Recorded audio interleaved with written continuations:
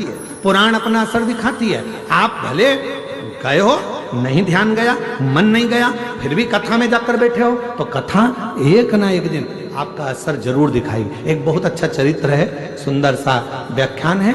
एक पिताजी, एक चोर बड़ा विद्वान था, बहुत विद्वान चोर था और बड़ा प्रखर चोर, बहुत प्रबल चोर। उसका एक लड़का था और चोर भी बड़ा दमदार चोर था, क्वालिटीवान चोर। और उसका एक लड़का था। लड़का चोरी करना नहीं जानता था, तो पिताजी ने लड़के को चोरी करना सिखाया। उसको भी अच्छा क्वालिटीवान चोट्टा बनाया।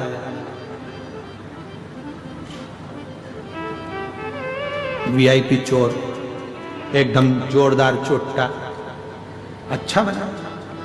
अब उसको जब बहुत जोरदार चोर बनाया तो एक दिन पिताजी ने उसको पास में बिठाकर बुलाकर कहा, बेटा देख, मैंने तुझे अच्छा चोट्टा तो बना दिया, मैंने चोर बना दिया, तेरे को अपने पूरे हुनर दे दिए तुझको, पर एक बात याद रखना, कभी भी जिंदगी में शिव महापुराण की कथा में मत जाना।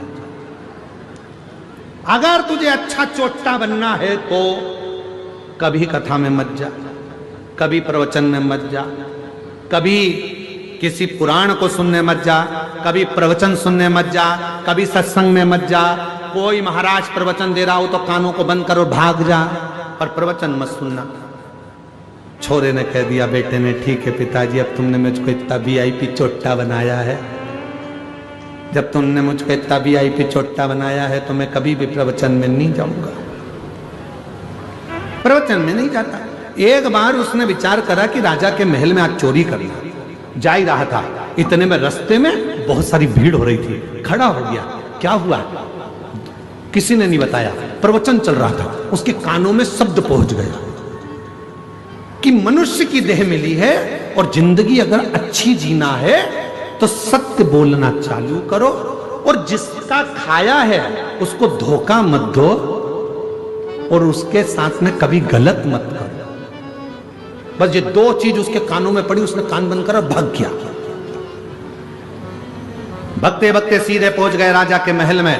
चोरी करने के लिए जा रहा था। उसने मन में सोचा, पिताजी के अनुसार तो मैं अच्छा चोट्टा बन गया, पर महाराज प्रवचन दे रहा था इतना बड़ा, एक बार उसकी भी सुन के देखते हैं जरा। और जैसे ही दरवाजे पर पहुंचा, आज कहा महाराज की वचन याद करके जाता हूं, देखता हूं कैसे होता है। तो अंदर गया, दरवाजे के द्वारपालों ने रोक दिया, कौन हो तुम? उसने मन में सोचा कि वो महाराज जी बोल रहा था, हमें सत्य बोलो। उसने भी कह दिया। जैसे ही द्वारपालों ने रोका, कौन हो तुम? चोर हूं। क्या करने जा रहे हो? चोरी। दरवाजे पे खड़े हुए द्वारपालों को लगा यहां काम करता होगा, बेचारे को अपन ने रोक दिया, उसके हृदय में हाथ हो गई, इसलिए चिल्ला के दौड़ रहा है, अपने आप को चोर कह रहा है, चोरी करने। जा अंदर जा, जा चले जा, जा। वो अंदर चले गया। उसने मन में सोचा, मैंने बोला मैं चोट्टा हूं, मैं कह रहा हूं कि चोरी कर रहा हूं, तो भी मुझे अंदर जाने दिया। अंदर पहुंच गया। अंदर जाके उसने बहुत सारा धन देखा, झोले में भर लिया, थैले में भरा, बैग में भरा, चला।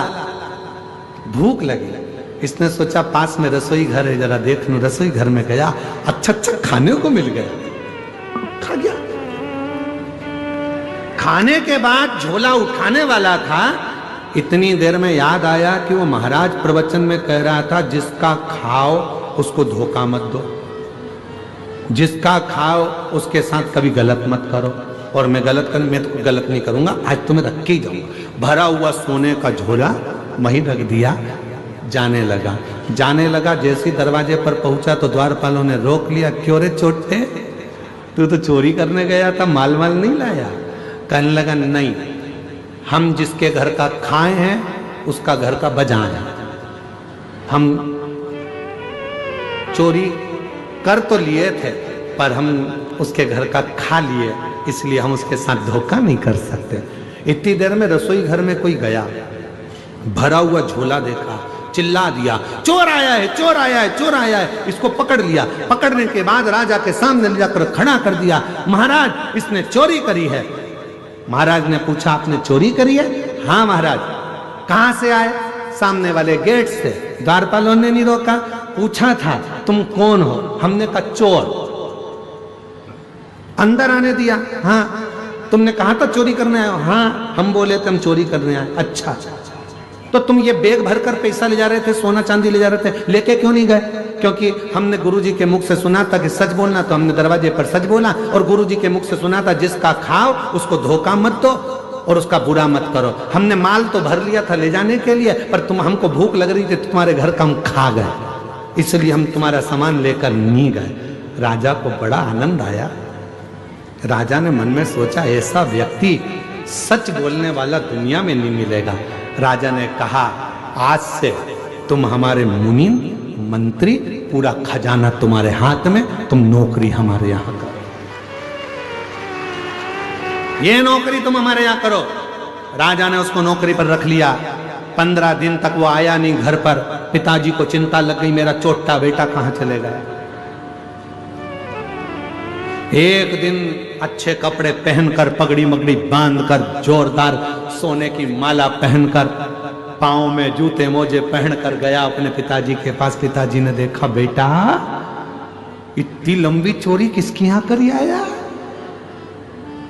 बेटा कहता है पिताजी चोरी नहीं करी है, एक महाराज का प्रवचन सुन लिया था, सत्य बोलो, जिसका खाओ उसको धोखा मत दो, उसका कभी गलत मत करो। बस वो सुनकर मैं चोरी करने गया, ऐसा ऐसा हुआ।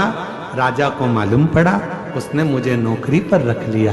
पिताजी जितनी चोरी करता था, जूते खाता था, उससे अच्छी इज्जत की नौकरी आज राजा ने मुझे दे दी। करोड़ों का धन मेरे हाथ के नीचे है पिताजी। केवल थोड़ी सी देर की शिव पुराण की कथा सुन ली थी, जिससे आज मैं राजा का मुनीम बन गया। यदि पूरी कथा सुन लेता तो शायद राजा ही बनकर बैठ जाता। ये कथा है, ये प्रसंग अच्छा श्रेष्ठ शिव की कृपा से ये कथा कहीं ना कहीं काम आएगी, कहीं ना कहीं मिलेगी, कहीं ना कहीं प्राप्त होगी।